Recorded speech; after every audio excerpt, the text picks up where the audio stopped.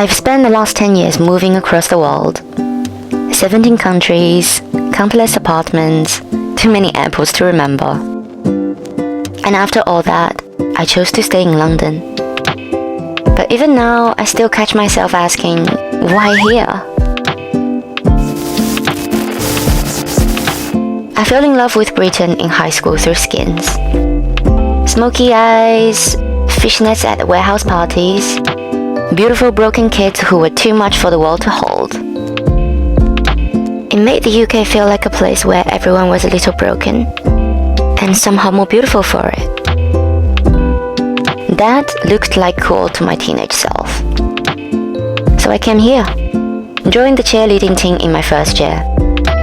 And the girls I'd admired from across the ocean turned out to be the same girls from back home, just louder. Bright on the outside, hollow underneath.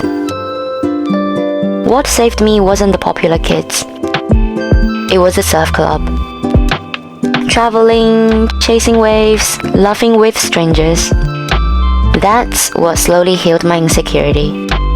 That's what made me feel comfortable in my own skin. I went to America for grad school, but the UK never really left me. Then, during a short trip back to London, I ran into someone on the tube. Someone I'd been carrying inside me for years. I convinced myself that my life wouldn't feel complete unless I settled down here. London had everything I romanticized.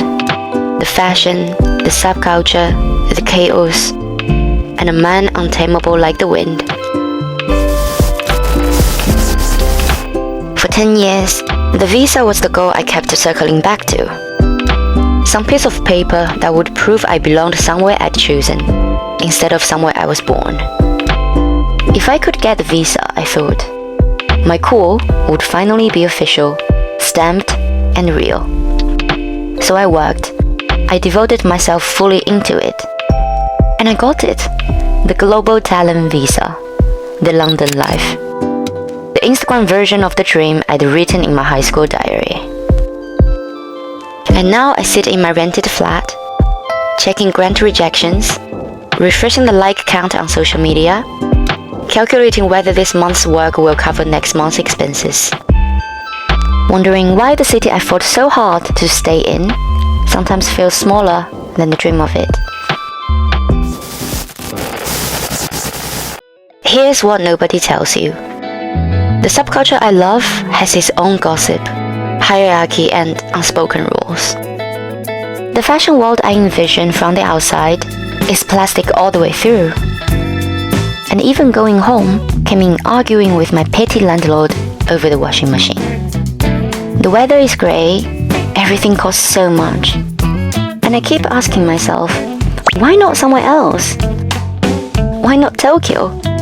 The culture, the food, the music. Why not California? The sound, the surf, the lifestyle. But then I think about it honestly. Could I survive Japan's work culture? Could I sleep through America's gun laws? No city is perfect. Every place has its own trade-offs. 围城, there's a Chinese phrase for this. The walled city. The people inside want out, those outside want in. And no matter which side of the wall you are standing on, the wall is real. Honestly, I didn't choose London for the weather or the cost of living, did I? I stayed because London gave me something far more valuable. A dance community that cheered for my awkward moves. Friends who show up to my every exhibition. Strangers on the street who compliment my wildest outfits. London didn't make me cool. It gave me the space to stop asking whether I was cool at all. It taught me to embrace the weird, the sensitive, the slightly difficult parts of myself. And maybe that's the real point. No city can save you. No visa can complete you. Only you can do that. What you're really running from isn't a place. It's the version of yourself that isn't ready to face life yet.